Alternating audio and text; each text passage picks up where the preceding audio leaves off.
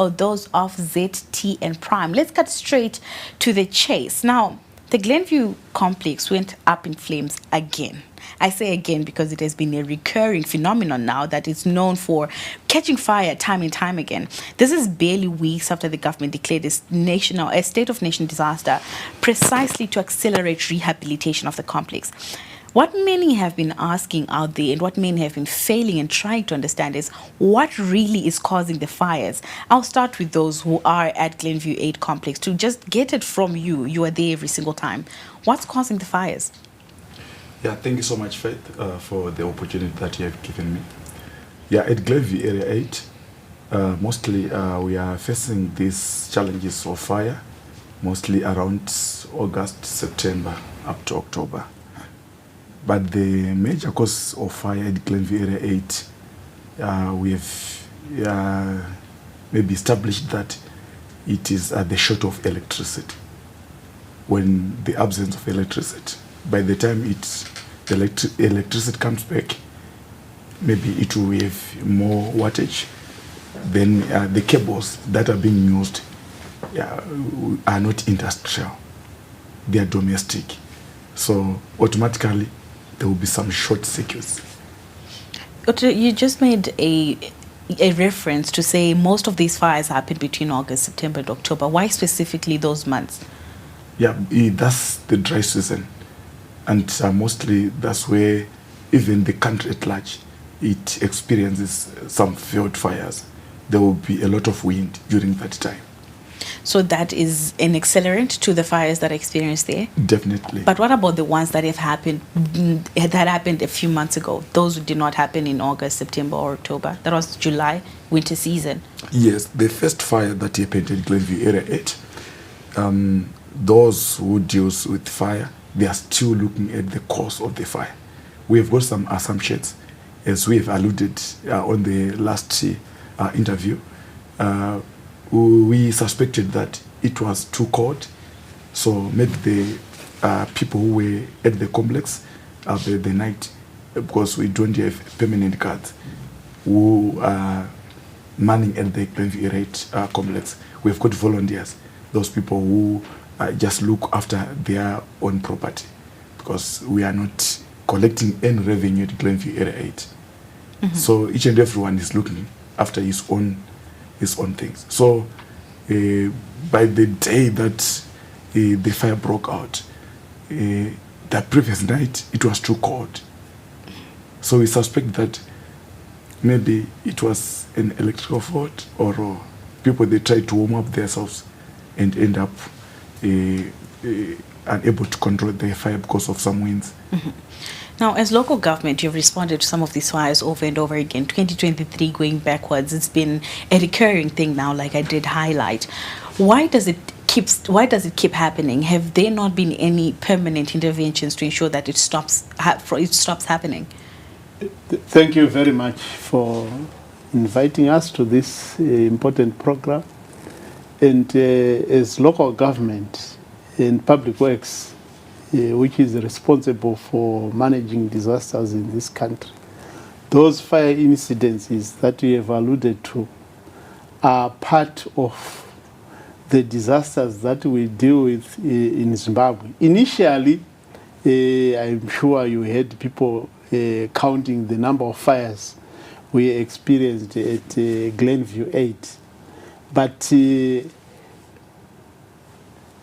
over those number of incidences that we are talking about, I think it all started with Mbare, and every disaster gives us a learning curve. Mm-hmm. When we realized that Mbare was a big market which was gutted by fire, we quickly looked for a permanent solution. A permanent solution where government admitted by saying we don't have the money, but let's look for an investor who has the money, who can do everything and recoup some of the investments. So when we identified the investor for Mbare Phase 1 and Phase 2, we also included Glenview 8. not because of the July fire or the recent fire which happened on Saturday, but because we realized that there was potential of that disaster happening. Because from what Mr. Utete was describing, there are a lot of hazards here when you look at Glenview 8. Besides the thinners and other things which they use, there are naked live wires there. There are the what do you call Shavings. the shavings, they are also there, and they don't even try to remove all those shavings. They are there, and any fire which gets under the shavings, they are about 30 centimeters, and they don't even clean the area where they are operating. So those are some of the hazards. So but more importantly, issues to do with sabotage sometimes it also comes in because of squabbles in terms of the governance of some of these markets, and I'm sure these disasters that we are trying to address will leave sanity in Glenview 8, sanity in Mbare, because no one will be a space baron. Everyone will be paying money to the city of Harare. That's what we want. And when you heard Tawanda saying we don't have any revenue that we are realizing from Mbare, from Glenview, sorry.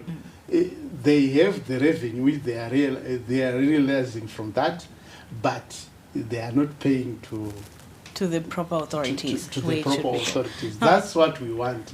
And from what we have been deliberating on, we have agreed that let that money be ring-fenced, because they have got other ideas which must also be supported by government. Now, Agnes, you represent the informal traders. I'm sure some of the people who work at Glenview Area 8 are also part of your association. Can you just tell us from your end or your perspective, your thought process when you hear about these fires, recurring fires over and over again, as they keep on affecting the livelihoods of people who work there? Okay, so it's good that, you know, we're talking of disaster management, and we are talking of these fires and the reoccurrence of these fires.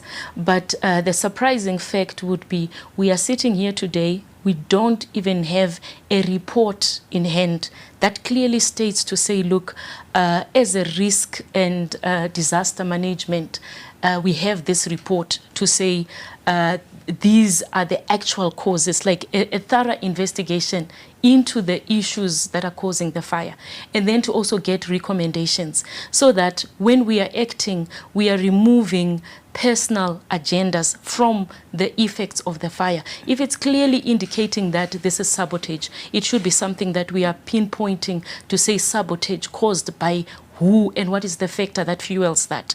And then if it's negligence as well, it should also be clearly stated, you know, negligence on whose end, and how then can we combat that so that we don't have these reoccurrences of fires. And then maybe also to include the fact that, you know, as we are saying, livelihoods are also at stake here. And we are looking at the masses that are also at the Glenview complex. And what are we also going, what are we really doing about the health and safety issues? If we have such people in place and carrying out work with such hazardous substances, and, you know, so I think it's something where the fires are occurring, and then we are, you know, I think we are getting into this point where people want to say, I think this, and I think, whereby we are not supposed to be using either our emotions, our, you know, our feelings about this, but let's interrogate, investigate, let's come out clear and find out what is the fault and how are we dealing with it? If it's electrical fault, then how are we then saying we can address this? Because even creating a new space, if we are not cognizant of the effects that are causing these fires, it's like we are just growing another problem, transferring it from one area to another. So I think it's very crucial for us to be saying, if we have a health and disaster management, a risk and disaster management unit, it has to be clear that in every disaster we have a clear report of what caused the disaster, and what are the recommendations, what is the conclusion to this thing, what is the next step that we're going to take, and have clear frameworks to say, okay, if we notice, like in this incident, we had this fire like 3 weeks. That's true. 3 weeks back, and then in the 3 weeks we were saying we want to move people. We are thinking that because the weather, then maybe people. But then, it's just that we didn't lose lives, but we lost furniture, we lost equipment, we lost money, a lot of years. But then, do we want to get to that point where we are saying we've lost now 100 people due to the fire, and then we can now act immediately? Well, you are watching The Chase. Today we are discussing the Glenview Area 8 fires. Stay with The Chase. We'll be back shortly.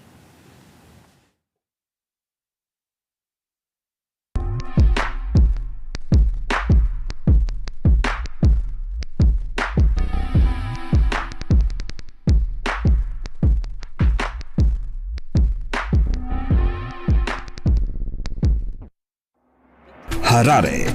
Tune into the beat. Capitalk 100.4 FM, your source for news, business, sports, fashion, and more. Experience the pulse of Harare's culture and lifestyle. Capitalk 100.4 FM, Harare's top radio station. Join the conversation with Zimbabwe's top personalities. Subscribe now for fresh and infotainment content daily. Capital 100.4 FM. Harare's heartbeat.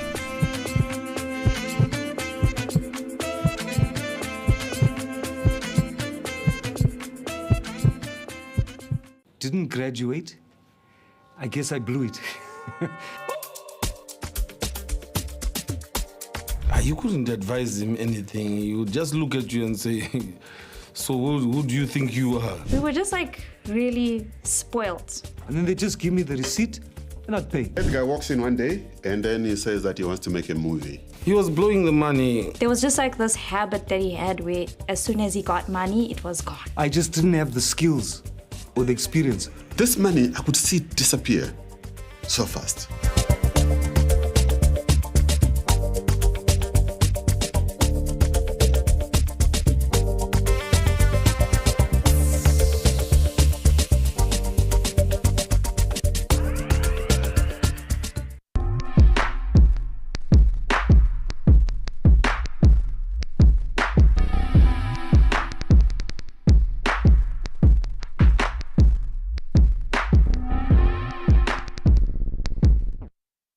Welcome back. You are still watching The Chase. Now, today we are discussing the recurrent fires at Glenview Area 8 complex and what needs to be done going forward in order to stop it from happening, from destroying people's livelihoods. In studio, I am joined by Tawanda Otete, Managing Chairperson, Glenview Complex. We also have Agnes Magunje, Chairperson, Informal Traders Empowerment Association. We also have Nathan Nkomo, Chief Director, Civil Protection Department with the Ministry of Local Government. Now, before the break, we were talking about how these fires keep on occurring. We're talking about what are the causes. Now, when they keep occurring, we just see a fire, but behind the fire are people's livelihoods. How devastated have people been when these fires continuously happen, Tawanda? Yeah, it's very unfortunate. Yeah, because after we experience such fires, definitely no one will be able to cope up and start to do business properly. Some will travel back to their rural homes and maybe selling some cattle, and come back to restart the business because of these fires. But I'm happy from the time the local government, through the cabinet resolution, pronounced that they are coming to Glenview. There are now steps there are now some meetings, fruitful meetings that we're having, which are going to help us going forward from now. So by so doing, our prayer is if these things might be quickly implemented, so that we won't have another fire before people are being relocated to the new place where they want to be moved to. So that's basically that's the issue which we are now facing at Glenview. But before this last fire took place, we had a report which was carried out by the ICZ. They followed it up from Old Mucho. Those guys from Forensic Fire, they came and established that electricity is the major cause of fire at Glenview Area 8. Yeah, so from the recent fires that we had at Glenview, we had some measures that everyone should, for now, should temporarily not use electricity until we are able to do the rightful thing. So what are they using? They are using generators. Does that not also burden them or cost them a lot more, because now you have to buy fuel for those generators, something they could have easily avoided if the proper things had been done in the first place? Yeah, the challenge is Glenview Area 8 is a big place. There are so many people at that place. People are overcrowded. How many traders are we talking about here? We are talking about maybe 2,386, plus or minus 2,386. Okay. Yeah, congested at that particular place. So the volume of the people and the things that we are using at Glenview, it causes some unexpected fires to an extent that people might think these fires are mysterious. Well, they are actually mysterious if you look at it. I'm sure most people have come up with things to say. Maybe there are rituals that are being performed at Glenview Area 8 time and time again. Agnes, how devastating have the fires been for some of your members? What do they say? What are their sentiments? Just like any halt in business, it affects you. Because most of these people, this is their livelihoods. So you find that resuscitating the business really becomes a challenge. We had also a few of our women upholstery makers, those who are doing sofas and whatnot.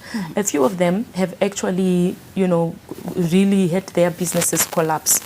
And, they're also seeking new ventures because this now, it affects women more. For men, it's probably easier because, they have more resources than women. So they are more highly affected in a different way. I hear some hums of disagreement from the gentleman. You don't seem to agree with that. Yeah, definitely. When it comes to a disadvantage, women mostly they will be on the forefront. Okay. Trying to defend themselves. Defending themselves. Yes, but when you are doing business, a loss is a loss, no matter is a woman or is a man. Okay. Yeah. So everyone, they're all suffering the same fate. And at the same time, let me just put a job. When we are going back on our homes, if I work the money at my workplace, I will come and give my wife. Okay. So the women have got more money than us. Okay. Maybe I could elaborate on that so that they actually have a clear picture, because I think that's also, another discourse that we also have, where men feel that if you find women in these spaces is because they also have men who are capable. So once you find a woman in that space, it's a measure of survival.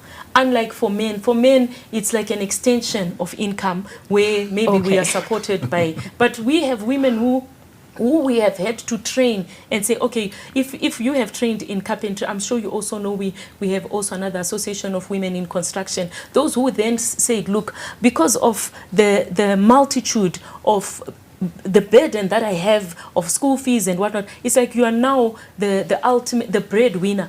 So these fires really affect women more. And even when we get, I would give an example. When women want to get loans, it's actually worse for us as women than it is for men to get some of this. So lest we digress even more, let's go back to our point of discussion, which is the fires. Now, from what has been said now, Nathan, a lot of congestion at Glenview Area 8. You are talking about building a new place for the traders. Are we going to see it less congested? Are you going to make sure there's enough space for everyone so that there aren't these fires? And what are you going to do to ensure that you actually fireproofed it? Because that's the main concern, why you're stepping in and building the new complex, to save it or secure it and stop the fires from happening.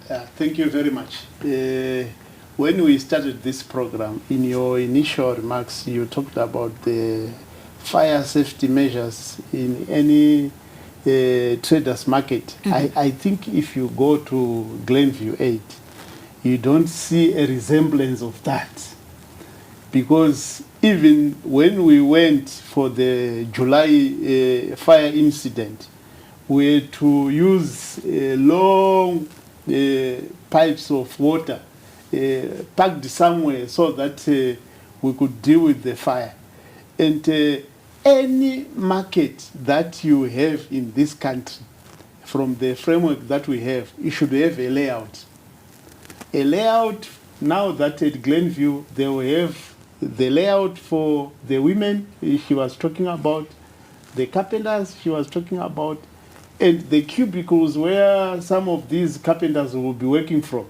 We said 800 instead of the 2,300, they will share all those things. So it is that layout that we want, so that there are some pathways in the market where there is water and there is no need for people to cook their sadza everywhere. We are designating an area where people will use gases and other forms of energy in their own particular area. And the issue of water, we said at Glenview 8, we cannot ferry water using those 30,000 liter tanks from Harare.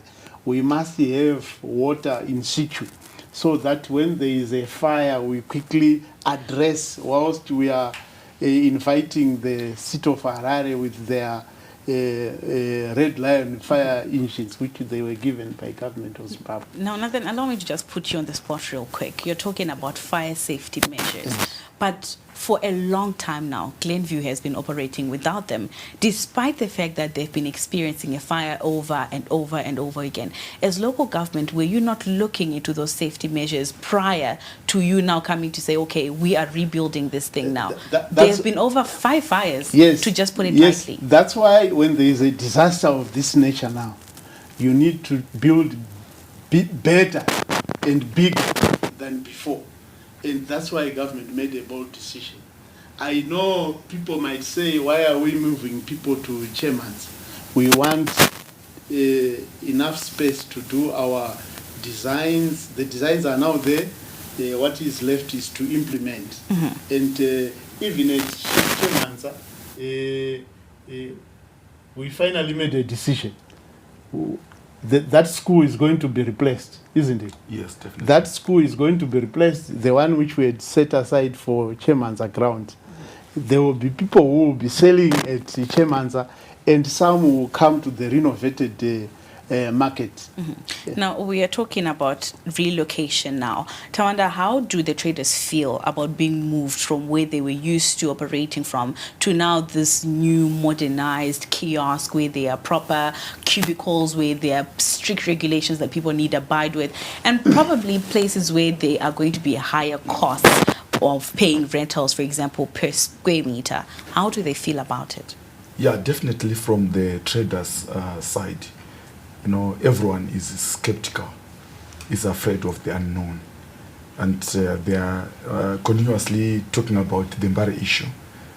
They are afraid that maybe after the investor is put on good and proper structures, maybe people won't be afford to use those structures. This is the sentiments from us as traders. But because of the meetings that we are carrying, definitely there's no way the government can throw away its people. Okay. Nathan, is it going to be a repeat of what's happening in Bari at the new market? To say some are saying these rentals are too high when we initially were told to move here. Yes, that was not the case. It's not necessarily a repeat. What happened was initially the investor proposed about $200 per trader, which was too much. Even the investor ended up saying 200 was too much.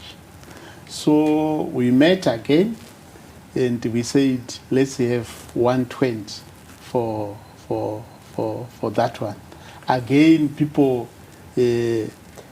also decided not to go into the market.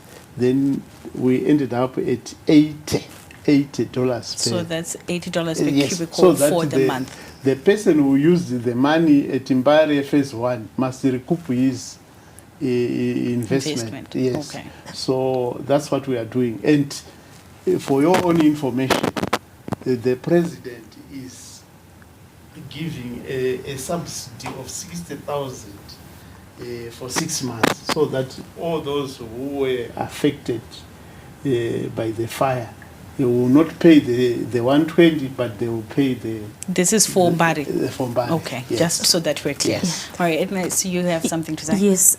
So what I wanted to say was, especially for this new infrastructure that is going to be built, I'm saying this from experience, and as you know, for local government to also be very cautious of, the involvement of traders, because, as my brother is saying, people are very skeptical about change. Change is not easy, and especially when it feels like it's being imposed. But when you are also part of the manufacturing of the change, it becomes easier. So I'll use an example of the Epworth market. So when the UN Women was proposing that, and I'm speaking about proposing because it is what should be the initial stage. It involved the traders, so we had to sit as the informal sector, different associations, women, men, everyone represented there, but being very clear to say what we want, and women saying, look, if we're going to build ablution facilities, make sure they have changing rooms for diapers and stuff like that. So it became something that you own, something that you create. Even when it comes to issues of how much you want to pay, I think even issues of traders wanting to pay, we also used to have engagements with council where it would propose a certain figure and we'll say, no, we are not comfortable with this figure, and they would also explain, no, but we have to make it this much because we're also looking at Zimra, and all other things, until we get to an agreement. And so it is easier for such a person to then say, look,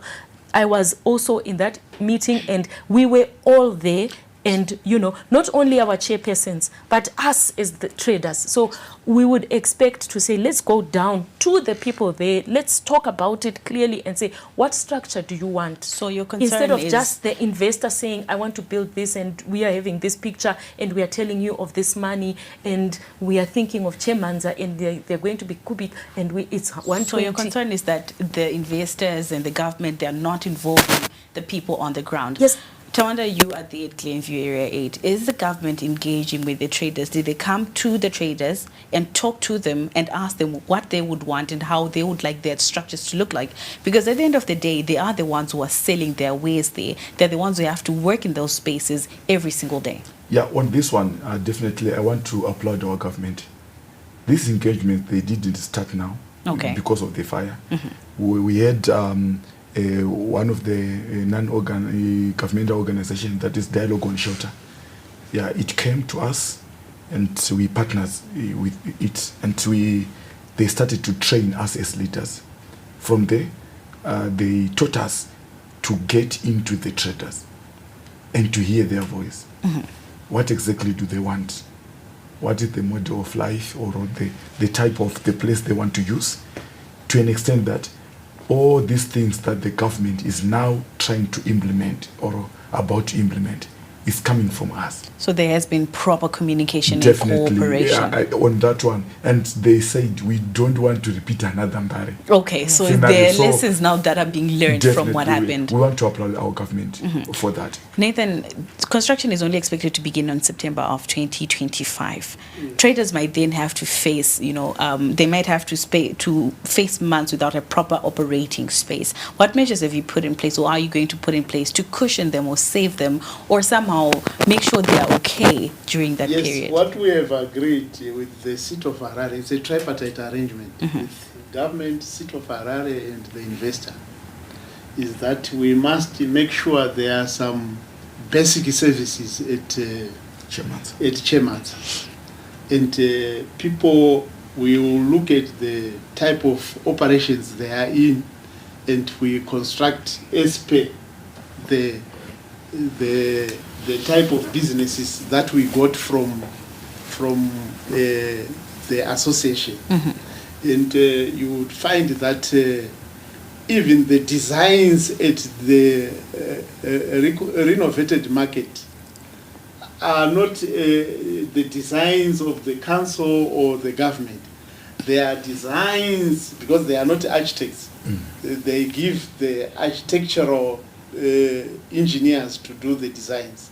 So they shared those sentiments with the architects, and I'm sure what we will have at Glenview 8, once we are through with the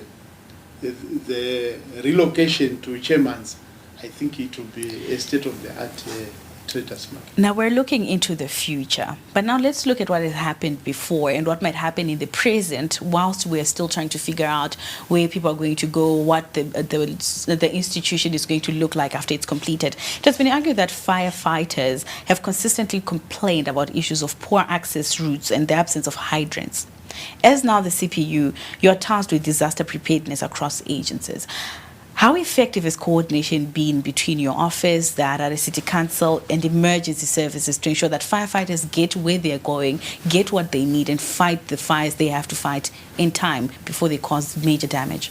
Thank you very much for asking that question. And I'm sure you know Harare City Council has got a problem with water.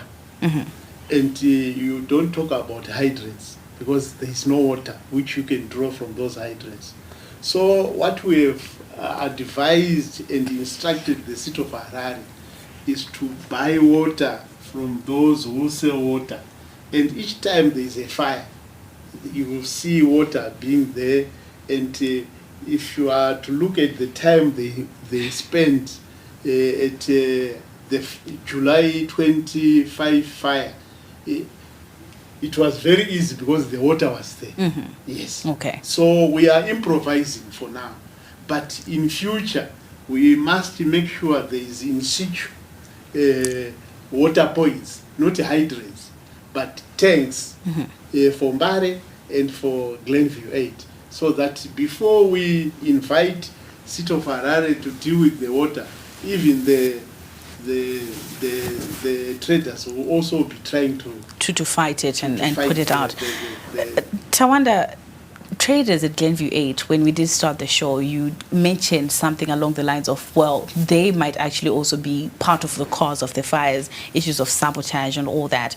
But then now my question is, allow me to put you on the spot. Some of the complaints or some of the concerns have been it has outgrown the initial number it was meant for. You were talking about a number of over 2,000 people in an area that was originally meant for how many people? For 83. For 83 people. Yes. Now, how did that happen? How did that get to that point? Do you manage the complex? Do you just keep on saying, no, you want a space? Okay, come through, we can create space for you. You want space? Come through, we can create space for you. Are you not also part of the problem? Yeah, let me answer you in this way. I was there at Glenview Area 8 from its inception in 2006. But I was managing the transport side. I was the secretary for the transporters. I had my own space, which I needed all the trucks that operated at Glenview Area 8 being parked. But there's a time that I went to school. Then some other guys, they took over. That's when he had to see the haphazard much more. at Glenview Area 8, it's not necessarily that we invite people, but I myself, when I'm working there, I might try to look for cheap labor. So what I will do, I will go and take my young brother at Raw Home there, then bring him to the work. After he is able to start making his own furniture, he also goes and take another cousin. And until one person will be carrying like 15 people. So it's a matter of one space now being congested. Yes, Is that something that can be managed? Yeah. You cannot manage that? Now, we can manage that. But the challenge which we have, we want to be very frank and open. Our country is going towards SMEs. It's going towards informal trading. Most people, it's about 76% of the people in Zimbabwe, they are living with under informal traders. So definitely anyone who wants to try to do his own things. So the market on its own attracts people. But then again, you can try and attract people without having to congest a certain place. Is that not it? Do you know that at Glenview Area 8, we were having only one functional toilet? But then you still allowed more people to come in and start making their ways in the same place that you know you don't have proper ablution facilities. Guess what, man? If you were in my shoes, you could understand. But then we can't understand if the fires keep on recurring, because now the next thing we're talking about is potentially a loss of life. In that situation now, is there space for someone to understand and say, well, we understand, Tawanda just wanted someone to make a living, when you can actually protect the rest of the people from these potential hazardous fires? I am in the group of carpenters at Glenview Area 8 that we have created. There are so many threats that even are coming to me. But you can move. You cannot involve the authorities? I've already added them in the group so that they will hear it from themselves. They will be thinking that. Faith, the issue, I think, of any of these operational spaces has been highly also affected by politics. So you find also during election periods where different campaigns are being run, people then tend to, sell space for votes in other cases. And then also the chairpersons that are also in these spaces. And, like clearly the land barons, money is money. You will find they continuously also abuse the system, whereby if you are a chairperson and you have authority over this, then you can also take in people. I'll also use the Mbare example where spaces are advertised, and then you get a few particular people who will go and take and pay for all these spaces, who have the money, and then the people who are supposed to really benefit, the beneficiaries, end up being overthrown, because then they have other people who have money, and it becomes a disruption in the whole scenario. So Glenview has been really that, whereby it's okay, come in, who are you? And hence also these the friction between the traders and government and this, because then government will say one thing, but whatever is happening on the ground is taking its own shape. Government is here. Local government is here. Yes. They can answer for themselves. Yeah. Have you really let some of these markets or these spaces just run themselves? You have stepped away from them and said, you know what, do what you have to do, or come in when there's a disaster. Thank you very much. I want to thank my sister for talking about politics, which I will not repeat.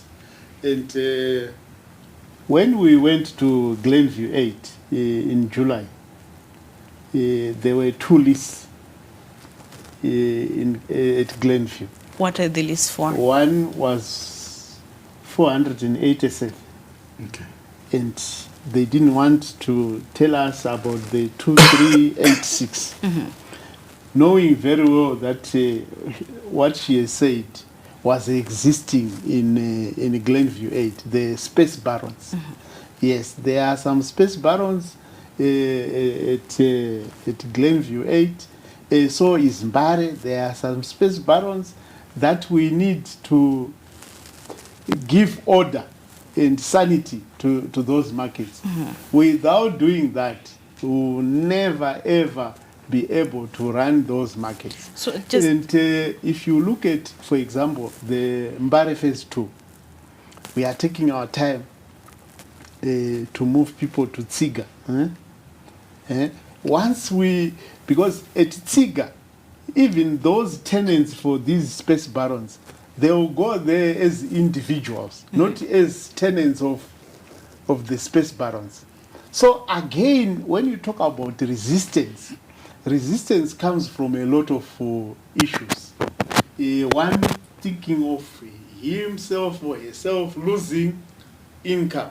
And that's what we will do. Now, let me just by have designating all these chairmans and so forth, a person will go in his individual capacity to chairmans and pay $25 to the city of Harare, not paying to Tawanda. Nathan, let me just do a quick follow-up before you go further in your response. You talked about a list that was compiled. Yes. 487, you say? Yes. Against 2,387?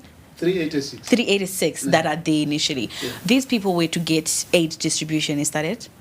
They were to get? What the lists were for people to get aid distribution? Were they supposed to get help? No. It was they are operators. Yes. It was out of the profiling that we do. We've got original storeholders Okay. who were given that place to run. Those are 483. Those are the people that you were compiling the list for. You know, when a disaster occurs, let me also educate my sister. We want to remove the opportunists. So if it happens now, the next hour we are there compiling the list. So that no one will come from Bohera and claim that he was trading at Glenview 8 or at Mbaremsika. That's what we do. And the first thing that we do is to look for a council list and to look for their list. Oh, their list, the one that is inflated in numbers because there are many space barons. There are many space barons. Then we take that one and we write a report. What cabinet deliberates on is a report. Okay. And the recommendations, not only from council or government officials, but from the people who were affected. Yes. That's what we do. And in unpacking a state of disaster, government must respond. People lost their ways, people lost their machines. The machines. The machines, that one can be replaced. But the ways we cannot replace because we don't even know the inventory. So we cannot do that. But the generators and others, yes, at some point in time, you will see government chipping in and assisting the people. But government, do you really have to continuously chip in when people can have something like insurance to ensure that when these disasters happen, they save you the burden of continuously chipping in? Why do informal traders not have insurance, especially in high-risk fire zones, quote-unquote, like Glenview? I think also, insurance they also evaluate to say how much risk is in this area. And I'm sure Glenview 8 is not an attractive net for any insurer. But there are insurers who have come forth and said we would be willing to insure these people. But then again, let's get back to the issue of what is also required by the insurance companies. The monthly payments that are supposed to be made concerning whatever it is that you are selling. And remember, this business is not constant, so you're not assured all the time that you are going to have a certain amount of money. But I want to go back to, I think, what my dear brother said here about how government then comes into assisting after a fire, because what I'm hearing is more on the issues of livelihoods, not actually addressing the issue of saying the causes of the fire, because I'm missing the link there where, you know, the issue here is what has set the fire. And I'm glad to say we are now using a report from Old Mutual. Before we were thinking it was probably the fire that was started, you know, by electricity or this. But I'm saying if the issue is electricity and it has been clearly stated, what are we doing about this issue of electricity immediately before people are being moved? Because look at it this way, 3 weeks before we had an issue of a fire and some report was made, but what has been done for us then to experience this fire? I would have loved to hear also the issue of saying immediately we have put in place fire extinguishers in certain areas to say, you know, before we even buy generators, because generators are also going to be causing more fires because of the fuel we don't. And I would also want to hear we are training people on either fire drills on how to really, you know, the safety, really getting in deeper into the issues of addressing the fire. Tawanda, are you addressing the issues that are lying behind what's causing the fires? And how many traders at Glenview Area 8 actually know how to put out a fire if it does occur? Yeah, at this particular moment for this last fire, yeah, that's why it couldn't destroy much of the stores. Why? Because we now have a functional borehole with a lot of water. Okay. That's the one that has helped us. You know, we didn't wait to take the water from the tap, but we cut the bigger pipe, then we draw a lot of water. Like it was coming from fire brigade, and we trained our people. When there's fire, don't rush to remove your wares. Rather, you have to destroy the sheds which are close by, so that we contain the fire on a particular place. Then we start to pour some water. So at this particular moment, the fire brigade came after we had managed the fire, and they just come to help us, you know, putting off completely the fire, because there was having more water than we were drawing from that tank. But truly speaking, from our inception in 2023, I had initially, you know, put aside about 15 guys who were supposed to be trained by the city council, but we had no money for them to be trained, because city council, he charged us 7,500 for training. But we only managed to train the first aiders. Okay. So there are some measures that we have. Even myself, I had volunteered to go on that training, so that I will lead on the forefront. Okay. Yeah. So Agnes, are you answered? No. Well. So it's not like we are now we are just seated doing nothing. No. We encourage people not to smoke everywhere, and those guys whom we've you know, seconded to go to training, they do some fire checks, because they've got the basic you know, fire knowledge, but not from this fire brigade. Now, we talked earlier about the issue of ablution facilities. You said, in your own words, you have one toilet servicing over 2,000 people. Yes. Nathan, if you build this new complex, how is it going to help address that issue? Because on its own, it's actually a hazard, having one ablution facility for all those people in one confined space. It's unfortunate that we don't have the designs here now, but if you look at the designs, every corner will have a toilet, and that will address some of the issues that you are talking about.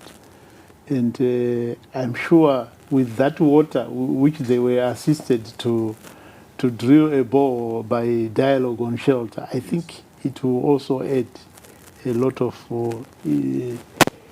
of assistance to the people in addressing the issue in that area. Agnes, when we sit here and we had this discussion and we keep talking, we keep on going back to, well, government has done this, government has not done this. Have you considered that the people themselves, the traders themselves, have had a role to play? Have you made that mission that, okay, the smoking, like he was saying, the cooking that he was saying, the land barons loaning out the spaces, have you all considered that it might actually be one of the reasons why we continuously have these fires? And yes, that's why I've brought them up to say, look, we may be talking of a new place, but if these issues are not addressed, I think I said it, it's like we will be just transplanting one problem into a new area. Who is supposed to address them? Who is supposed to make sure these checks and balances are done? Okay. And so, you know, like I'm saying, I'm here sitting here with my brother. He's the one who's overall the chairman. And I'm sure you've also heard, I will say, the government saying we are also having these lists and things like this. So it has to be an internal thing to say, first and foremost, we have to be very clear to say, if we're going to be moving people to this place, this new place, how is the move also going to be? If those people who want to go to Chema, what is it that we also expect? I think we've also approached council to say, look, guys, we know what worked in the past, and we know why it worked. You know, how people were being organized, and how we managed then to say even council could collect money from the traders. So I'm saying it is our responsibility, but we don't want to be having, how can I say it, politics in small p, where internally there are issues on the ground with the land barons, because they will always take a lead and be selective of who they're going to put there or who gets what when these things are also being, you know, when these things are taking place. But I also don't want us to overlook the issue to say, as these things are happening, as we are still here, but there was an issue of electrical faults that also caused this whole, you know, scenario. So if we are at fault of not cleaning and not doing all these things, it means the fault is also the cause of this thing. But if there was order, if we would run things the way that I know worked before, where we would have accountability to say, if we are in this area, we are in charge of the bins in this area, we also are in charge of our goods, we know what time we close, and when we leave, who is supposed to sweep. But I heard, you know, I'll continue to say the government saying, we have chosen to say, we choose to work with one person who is it is good, let him be the overall, but we also need, it's 2,380 something people who are on the ground. Surely he will not be able to be, you know, to monitor everything that is happening there. So we want to see a simpler, downsized kind of organization first, to say, okay, if it's us on these 3 rows, we know that these 3 rows are supposed to be in charge of this. The person who's in charge, the litter monitors are going to come at such a time, you know, so that we can manage before things get out of hand. So we want to take responsibility to do that, but we also don't want to feel like there are just people who are being imposed on us, who are going to come and then tell us what to do. I think that's where you find there's then that sabotage that comes in. Tawanda. On this incident at Glenview Area 8, we had put in place the people who are helping us managing Glenview Area 8. I have got almost 30 committee members. Okay. 2 per each block. And even on our walls, if you come at Glenview Area 8, we have got some notices that says each and every Monday we have to clean where we are working. Which wall exactly? Just help me envision it, because the way I know Glenview and how it looks like, there doesn't look like there's a proper wall where someone can see and notice. There are some old buildings Okay. that have been destroyed by fire continuously. They are there, but they are now tattered buildings. That's when we put some on the tattered buildings. Yes, okay. So that everyone will see and read. But the problem is, as my sister was saying, when there are a lot of people, no revenue is being collected, it's very difficult for us to hire out people whom we are going to pay. Okay. Well, what do we pay them with? Nothing. And even up to now, after we had, profiling the people, we designed some forms that each and every person who works here should fill in that form. If you doesn't listen to what we want, definitely you have to go somewhere. Okay. But the problem is, we have got some untouchable guys. You know, That's another issue. Organism guys, who says, who are you? You know, we need to do our own things. You know, that's the challenge. But now we are trying our level best. We are saying the time for intimidation is over. We need to move with the vision of the government. Okay. You know, when we are in vision, NDS1, we are in the NDS1. We are going into NDS2. Why are we still want to live like we are in 1990? Okay. Yet the government has got some set plans which we are all supposed to follow, and leaving no one behind. Okay. Yes. Nathan, we have the last 3 minutes of the show. What are your parting shots as we conclude this conversation? Yes, I'm happy that she has enumerated their responsibilities and what they should do, and you have talked about innovative ways of doing that in terms of insurance and everything. But there is no order right now at Glenview 8. Once we put the designs and a good structure, I think that order must then be easy to maintain. That's true. That's what we are calling for. And the idea of moving people to Chemanza is to make sure that by designating that area, every person will go to Chemanza, not behind someone, but on his on their own. Yeah, and get the local authority getting its money. And I'm sure from the discussions that we have done for Glenview 8, even the chairpersons, the councillor responsible for SMEs, attended all the meetings that we held, and would then kindly ask them to quickly come up with the council resolutions to support some of the ideas. Okay. And we don't also want the local authority to have pressure from people who are not contributing something to the city of Harare. Because if you look at 2,386, it's a big number. It is. And they've last paid in January 2023. Yeah. And before that, there is nothing. Well, we'll probably have another sit down and discuss when this plan has been rolled out and what has been done. If you have actually listened to what the traders have asked for and whether this is the only way to restore sanity at Glenview Area 8. We have unfortunately come to the end of our program. I would like to thank my guests here in studio today, Nathan Nkomo, Chief Director, Civil Protection Department with the Ministry of Local Government, Agnes Magunje, Chairperson, Informal Traders Empowerment Association, and Tawanda Utete, Managing Chairperson, Glenview Complex. Ladies and gentlemen, thank you so much for joining me on the chase. Thank you. Thank you for having us. And to our viewers, thank you so much for joining us. My name is Faith Nyaude. Good evening and enjoy the rest of your viewing.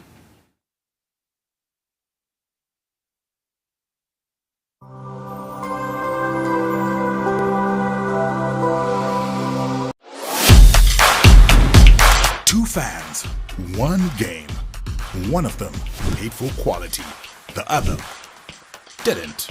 ZTM Prime now offers premium live Premier Soccer League matches behind a paywall. Skip the stress. Watch your team in high definition, uninterrupted, and in real time. ZTM Prime are paywall matches because real fans watch live.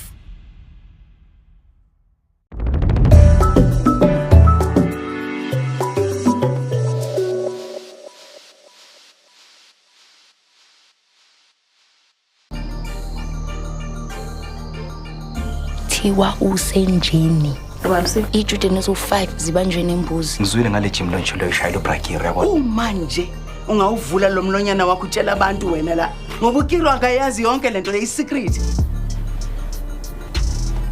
Why ujabule kanje? What's this? Ona mfana wami sometimes abasestere. Yeah, yes good. Uba uthela istash uyayishisa Namba umvimba uzamali sifonini ukhuluma naba yazi empilweni siyafika leso sikhathi lapho umuntu obaba kufanele anyakaze njengendoda.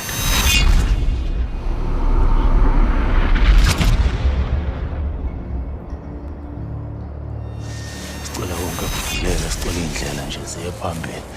Ibhizinisi leli lihambe kahle. Mina bakhothama ngicela kunini. Awu, Khehlane. Ngiyazwa nje kuthiwa kunendaba la ufuna ukungixoxela yona. Ngiyazi ukuthi indoda eqotho. Nami ngokunjalo. Futhi ngubaba. Ngesisikhathi kuyadingeka Madala awuyeke nje ukuloku uya lena le. Awuhlala odabeni. Wanike ingane zami insango ukuthi zikudayisele yona. Ngishisile ke mina. Uthi wenze njani ushisile? Ngithela ngophalafini, ngathungela ngomlilo. Ayisekho. Njani uyadlala? Ngilapha njena nje. Ngizoyiqeda yonke le. Lokhu kuphela kwemali emnandi. 1280 rand 50 cent. Ungayibala uma ufuna. Thatha le mali. Uhlukane nomndeni womphansi. Ucabanga ukuthi umbila loshile lapha. Ayenelanga le mali. Indodana yakhe ihlakaniphile impela. Kanti futhi kade ngisebenzisana nayo. Lo tshwala obuphuzayo la ekhaya.